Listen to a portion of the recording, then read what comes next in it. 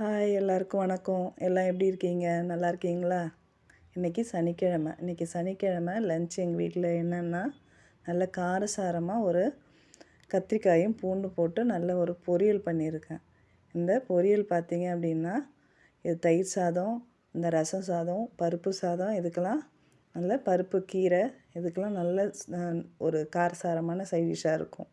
இது கூட கொஞ்சம் வறுத்து சேர்த்துக்கிட்டிங்கன்னா சாப்பாட்டுக்கு இன்னும் சூப்பராக இருக்கும்.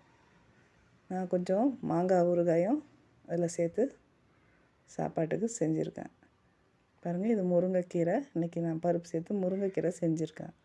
பொதுவாக ஸ்கூலுக்கு நீங்கள் பசங்க லஞ்ச் கட்டும்போது கீரை கொடுத்து அனுப்புனீங்க அப்படின்னா சரியாக சாப்பிடவே மாட்டாங்க. கீரைனாலே நிறைய பிள்ளைங்களுக்கு பிடிக்க மாட்டேங்குது.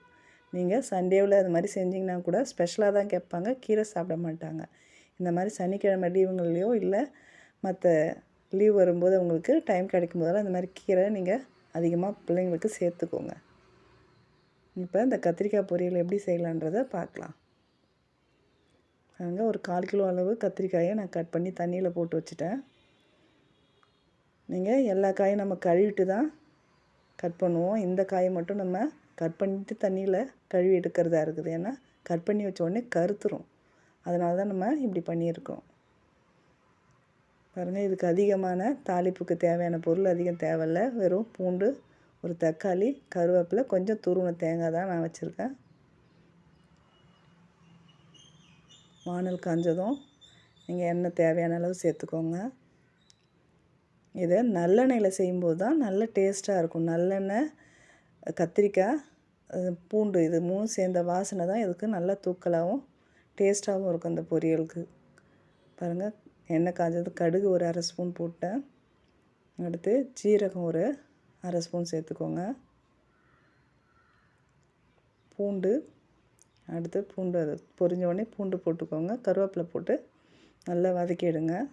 ஒரு பாதி அளவு பூண்டு எண்ணெயிலே வெந்த உடனே தக்காளி, நம்ம கட் பண்ணி வச்சுருந்தா தக்காளியும் அதோடு சேர்த்து நல்லா வதக்குங்க. இது வெங்காயம் சேர்த்தோம்னா அது ஒரு இனிப்பு தன்மையை கொடுக்கும். கத்திரிக்காயோட அந்த வாசம் அதில் சரியாக நம்மளுக்கு அந்த டேஸ்ட்டு கொடுக்காது. அதனால் நான் இதில் வெங்காயம் சேர்க்கலை. வடகம் வேணால் நீங்கள் சேர்த்துக்கலாம்.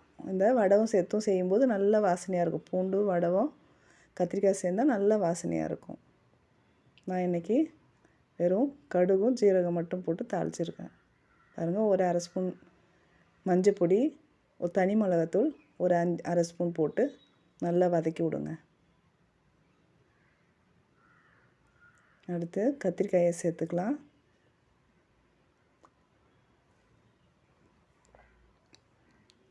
அந்த வதங்கின மசாலாலாம் அது மேலே படுற மாதிரி நல்லா பரட்டி விடுங்க.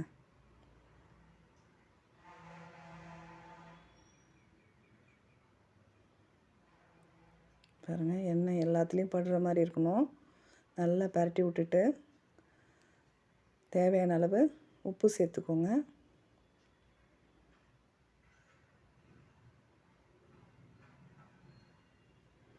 நல்லா கிளறி விட்டுட்டு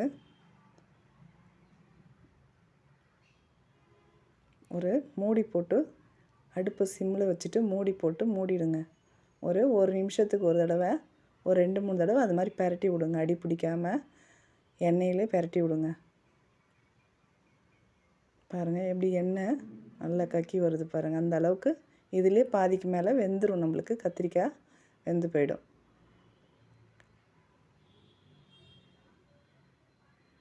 பாருங்கள், இந்த பக்குவத்தில் நீங்கள் உங்களுக்கு காரத்துக்கு தேவையான அளவுக்கு குழம்பு மிளகாத்தூள் சேர்த்துக்கினா நல்லாயிருக்கும். அப்படி இல்லைன்னா கொஞ்சம் கொத்தமல்லி பவுடரும் தனி மிளகாத்தூளும் கூட சேர்த்து செய்யலாம்.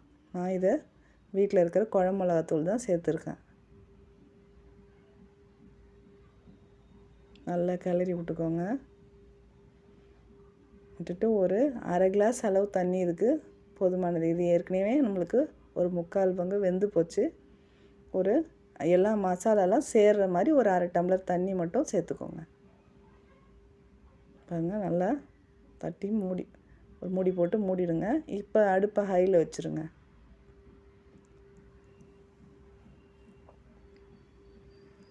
நான் கீரைக்கு ரெடி பண்ணியிருக்கேன். நீங்கள் என்னெல்லாம் பருப்பில் கீரைக்கு சேர்ப்பீங்கன்றது தெரியல. நான் ஒரு தக்காளி, 2 பச்சை மிளகா, ஒரு 10 பல் பூண்டு, கொஞ்சம் பெருங்காயம், மஞ்சள் பொடி போட்டு நல்லா வேக வச்சு எடுத்துருக்கேன்.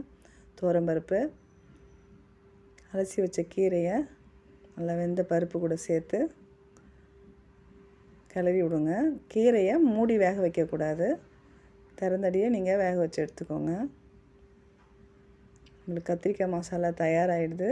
இந்த கீரையை இது வேகிறதுக்குள்ளே ஒரு தாளிப்பு போட்டுக்கலாம்.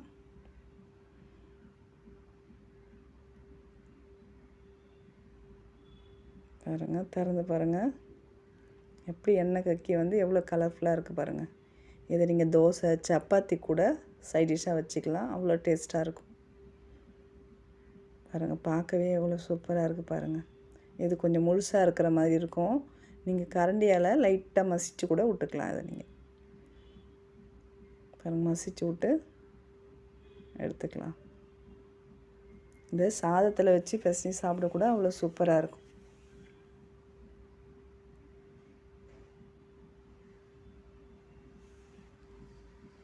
ஒரு இந்த துருவி வச்ச தேங்காய் பூவை இறக்குற டைமில் நீங்கள் போட்டு எடுத்துக்கலாம். கொஞ்சம் கொத்தமல்லி தழையும் போட்டு எடுத்துக்கோங்க.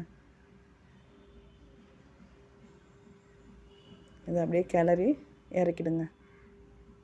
அதுக்கப்புறம் நீங்கள் வேக வைக்க வேணாம்.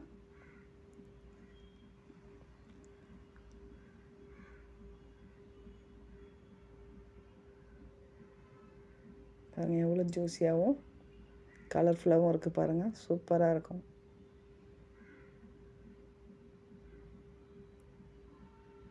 நம்ம விருப்பம்தான். இது எது எந்த டிஃபன்லேயும் சரி, சாதத்துலேயும் நம்ம கலந்து சாப்பிட்லாம். இது அவ்வளோ ருசியாக இருக்குங்க.